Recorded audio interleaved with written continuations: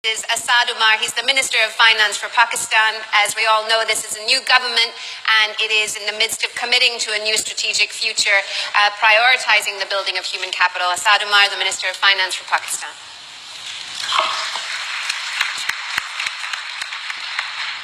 Thank you very much, and thanks for inviting me to participate. As you mentioned, we are a new government. We are relatively a new political brought into governance at the federal level for the first time. And one of the reasons why we've been voted into power, at least that's what we believe, is the fact that our manifesto and the communication of our leader is centered around human development. As Dr. Kim pointed out earlier, obviously countries need infrastructure for development and growth. And you also need to develop your people. So you need both, but it's a question of what do you prioritize and what comes first in your mind. And so it's probably for the first time that a party has been voted into power in Pakistan, which believes that human capital development is absolutely central to the development of the country on a sustainable basis and places it at the top of its priorities. And that to me is the first step in any change that you want to make. It's the prioritization. And some of the things, as I said, you will find in the manifesto, but the kind of thing which catches people's attention, I've even heard in the last 2 days, people I've met here commenting on it. The first speech of the Prime Minister, he spoke at length about the problem of stunting and how it's limiting the potential of Pakistan and the need to address it. So hopefully this prioritization will be reflected in the investments that we make as we move forward. Obviously, it's just been 7 weeks since we've come in. And obviously, without resources, you cannot make changes. So that's certainly a priority or certainly a prerequisite. But I strongly believe, at least that's been our experience in Pakistan, I assume that would be the case around the world, it's not just the resources, it's how well you use them. And governance, therefore, becomes a key. And even though we've been voted to power for the first time in the center, our party did hold a provincial government. One of the provinces was run by us 5 years back. We voted in power there. And our experience there showed how critical the governance changes are. And I'll mention some of these as I go along. It may seem very rudimentary, very simple to you, but in the case like Pakistan, small changes can have big impacts. Let me talk a little bit about the health area and what we need to do or what we are planning to do in order to improve the outcomes that we are seeing in the health area. Clearly, neither in education nor in health do we see the outcomes that the people of Pakistan really deserve. In the area of health, one of the principal decisions that we have made is to reprioritize. One is to increase the resources, which has to be done, but even then, obviously, we'll have finite resources at our hand.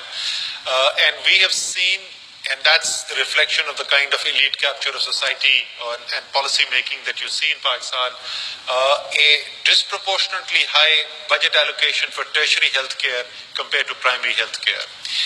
And as in the Human Capital Index or the World Bank rightly emphasizes, it's those investments in primary healthcare which have the much greater impact on the lives of most of the people, particularly the children who are the future. So that reprioritization is one of the priorities. The other thing that we had done in the province, and now we're rolling it out at a federal level, is a health insurance scheme. We call it an Insaf health card, Insaf being part of the name of the political party that we have. It means justice. And it's a healthcare scheme which has been very effective in not just basically giving the power of decision making into the hands of the consumers. So using the same government budget, but providing it through the demand side rather than the supply side, which is traditionally the way things had been done. And that has a very powerful impact because the consumer then acts as the principal agent of accountability, and it improves performance because if you don't perform, you don't have patients coming in. And I think that's also a major part of the governance reform that needs to be made. Instead of the bureaucrats deciding how much money will go where, if we put more and more money into the hands of the people and the consumers and let them decide, it can have a really positive impact. The other change that on the health side we need to make is there is not enough attention given to nutrition. and we're looking at school nutrition programs. Some have been launched at a limited level, but that's an area that needs to be increased. And the second change of emphasis is moving more towards prevention, and immunization programs. Melinda Gates is here. The Gates Foundation has worked very closely with Pakistan with a very, very successful polio program, or a polio eradication program. And we are hoping that this year might be the last year in which we have a case of polio in Pakistan. So other immunization programs of similar nature have to be prioritized because they have a very, very strong impact. On the education side, obviously you need more schools. There are a lot of children who are not in school.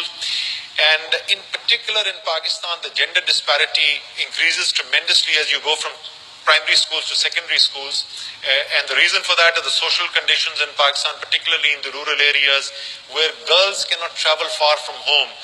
So there are more primary schools, so the distance from where a girl child resides and the primary school is less than the distance to the secondary school, and therefore the dropout ratio from the primary to the secondary system is much higher amongst girls. So we need to get schools out there, but there is a limit to how many schools you can build with the limited budgets. So we need to leverage technology, and that's a major part of the plans going forward, is to leverage technology so that we are able to go beyond brick and mortar and be able to access and reach children even in remote areas. Pakistan has some of the highest mountains in the world, and then you've got big deserts, all kinds of logistical challenges, and using technology can really help there. To help increase access for children. And of course, another part which is related directly to budget allocations is increasing teachers. But quality is important, and I'm very glad to see that built into the Human Capital Index here. It's not just the number of years of schooling, but it's the quality of education that you get there. And again, simple things, as I said, I mentioned to you earlier, may seem very rudimentary to you. The teacher attendances in schools, particularly in remote areas, was very poor because the teachers wouldn't turn up or would not turn up frequently. The student attendances fell, and of course when teachers are not present and students are not coming to school, the quality of education, the learning outcomes are bound to be poor. So simple things like biometric verifications and online verification of teacher attendance resulted in significant increases in teacher attendance, and wherever teacher attendance went up, the student attendance went up. And this is a relatively recent work that has been done, and I'm sure we'll see learning outcomes improve as a result. And obviously many more things that need to be done. We look forward to the fact, and I completely agree with the World Bank president, somehow when you put things in an index, there's something in a human being which makes us innately competitive. So when you see yourself lagging in an index, it gives you an impetus to do what you should have been doing otherwise in any case. So hopefully this index will have an impact around the world, and we'll all compete harder with each other, not to build more bombs and missiles, but to produce better schools and provide better healthcare for our children. Thank you very much. Thank you. Thank you so much. Thank you. Those are worthy, lofty goals, and I really like that spirit of competition, human competition. It's excellent. So I'm sure you'll be climbing up the rankings too. Now let me call to stage a global leader who's championed